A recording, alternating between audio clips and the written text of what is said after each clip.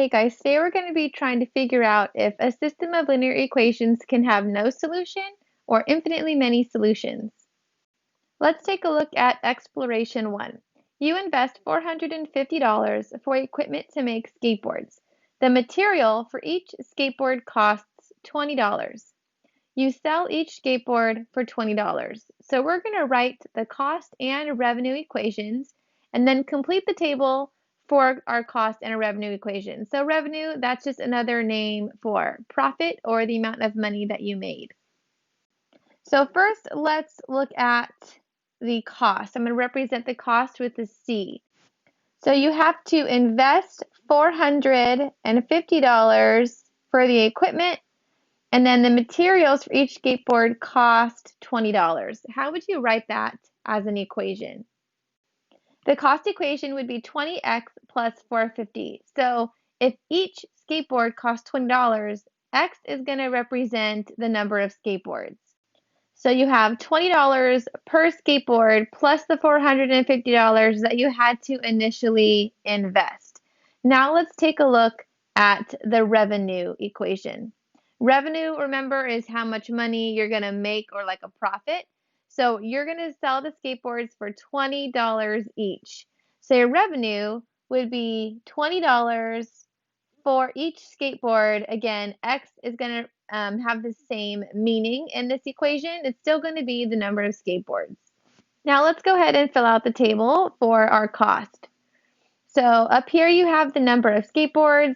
Your cost in dollars is going to be the 20x plus 450 represented by the C. So 0 skateboards. If you make no skateboards, you still had to invest $450. And then if you have 1 skateboard, each skateboard was $20. So you basically have 20 times 1, which is 20, plus the 450, that's going to be 470. Then we go on to the second skateboard. Okay, so if I have 2 skateboards, that'd be 20 times 2 plus the 450. So 2 skateboards would cost $490. Hopefully you can see that there's a pattern between these numbers. So figure out what the pattern is. Go ahead, pause the video, and finish filling out the rest of the chart.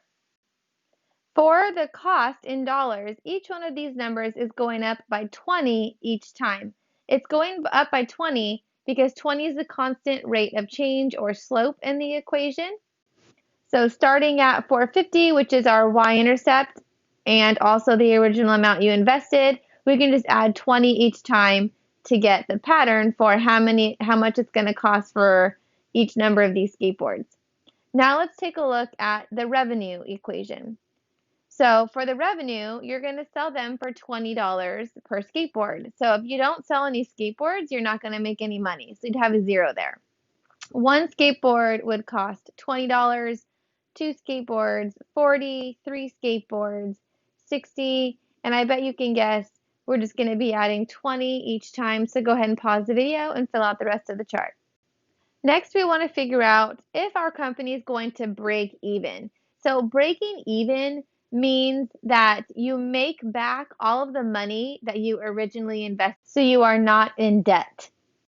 If this were your company, would you break even?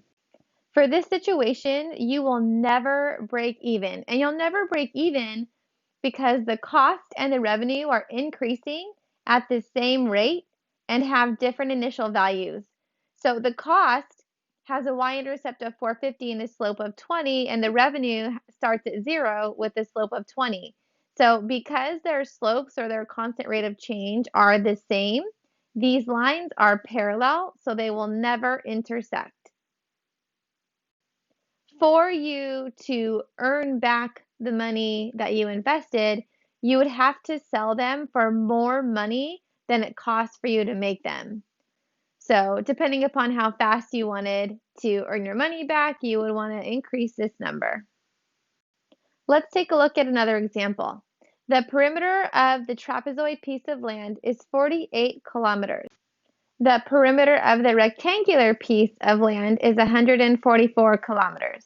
So if you look at the images on the left-hand side, you have the trapezoidal piece of land and the rectangular piece of land. We're going to use these images to write a system of linear equations to find the value of x and y. Remember that perimeter is the distance around a shape.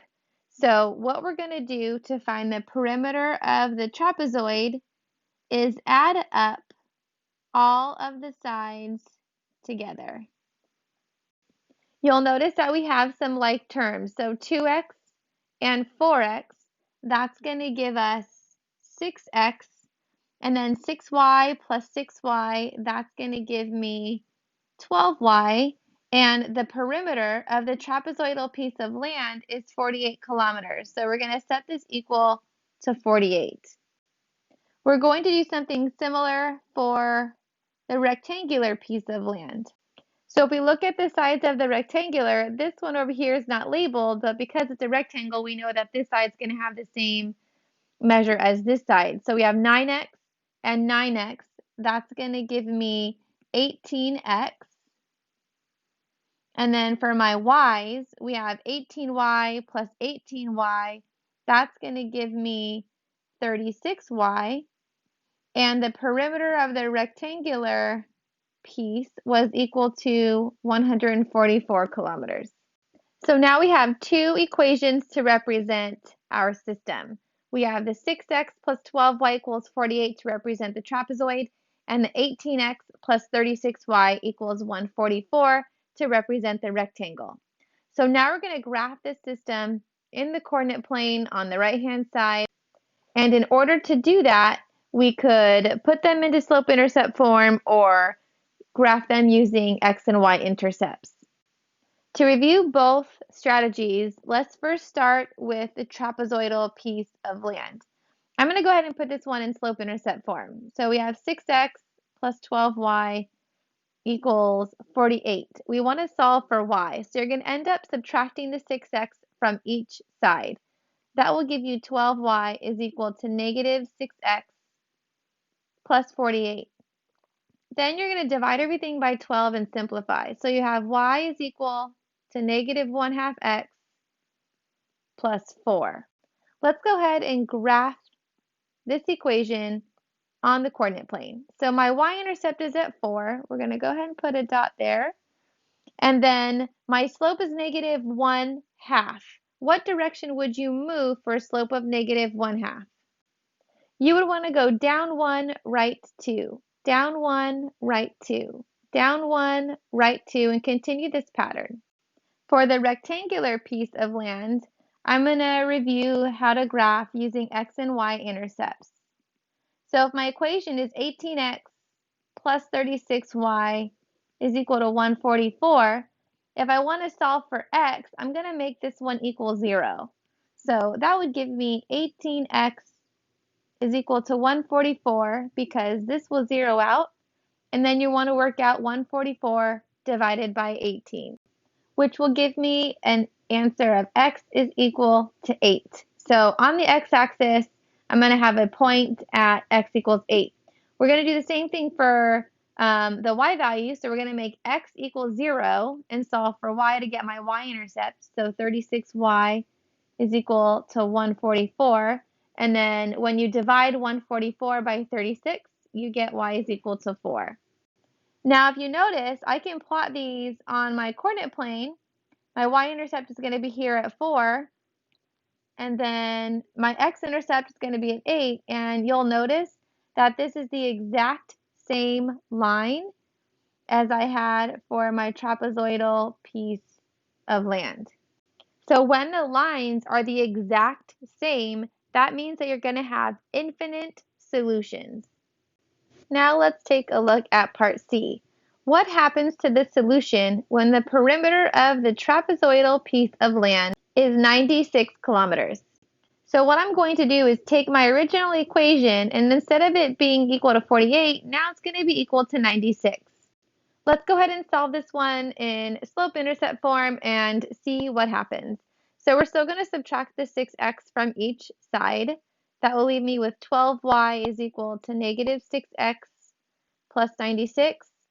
Then we're going to divide all sides by 12 to get the y by itself. So I get y is equal to negative 1/2 x plus 8, because 96 divided by 12 is 8. So let's go ahead and graph this on the coordinate plane. We have a y-intercept of 8, a slope of negative 1/2. So we're going to go down 1, right 2, and we're going to compare this line to the ones that we graphed in parts A and B. How did changing the perimeter of the trapezoid change our answer? By changing the perimeter to 96, the y-intercept changed from the original, which was 48, but the slope remained the same. So the red line is parallel to our original lines, but now because they're parallel, this means that there's no solution. So when it's the same line, you have infinitely many solutions. When you have parallel lines, you have no solution. So when graphing systems of linear equations, you'll have 3 different options for your solutions. When you have one solution, the line will intersect in one place. So that would give you one solution.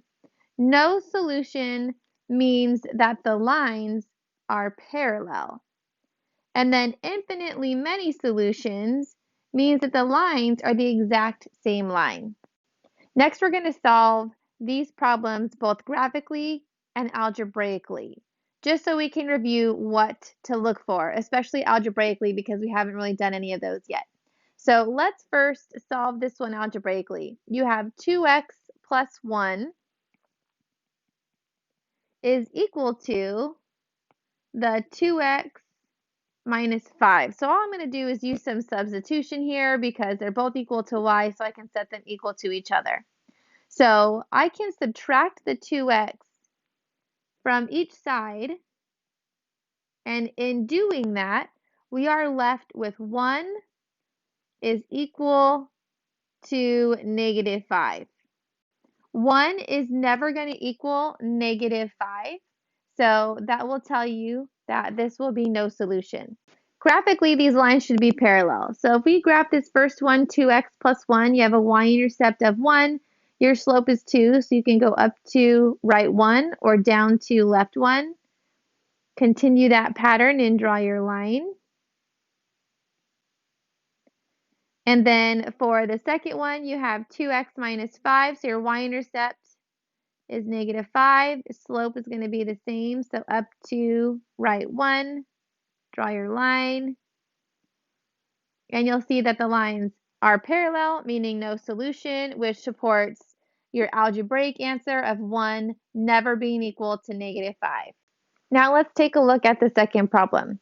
You have negative 2x plus y equals 3 and negative 4x plus 2y equals 6. So this is set up to use elimination. So I'm going to look at the y values and try to cancel these out first. So they both have the same sign. So that means I'm going to multiply by a negative number, and to get this to match the bottom, we're going to multiply everything by a negative 2. So in doing that, I get a positive 4x minus a 2y is equal to negative 6, and the bottom equation stays the same because I didn't multiply anything to that equation. Now we're going to add these down. So you'll see that negative 4 and positive 4, these will zero out. So we have 0x, and then you'll see that we have negative 2y and positive 2y, so that's going to be 0y. And then negative 6 plus positive 6 is 0, so everything is 0. So we're ultimately left with 0 is equal to 0, and this is going to be always true. So because this is always true, this is infinitely many solutions. Graphically, we should get the same line. So let's take a look at this first one. If I put this one into slope-intercept form, all I would have to do is add the 2x to the other side. So slope or y-intercept of 3, slope of 2. So make sure you follow that pattern. Draw your line. Don't forget your arrows. And then for the second equation, This one's a little bit more difficult, so we're going to have to add the 4x over, giving us 2y is equal to 4x plus 6. Then divide everything by 2. We get y is equal to 2x plus 3. And you'll notice that this equation and the green equation are exactly the same. So the lines will be right on top of each other, supporting the fact that these are infinitely many solutions which we found algebraically. For your summary, you need to figure out how you determine the number of solutions of a linear system. So how do you know when it is infinitely many solutions, both graphically and algebraically? How do you know it's no solution graphically and algebraically? And how do you determine if it's one solution, both graphically and algebraically?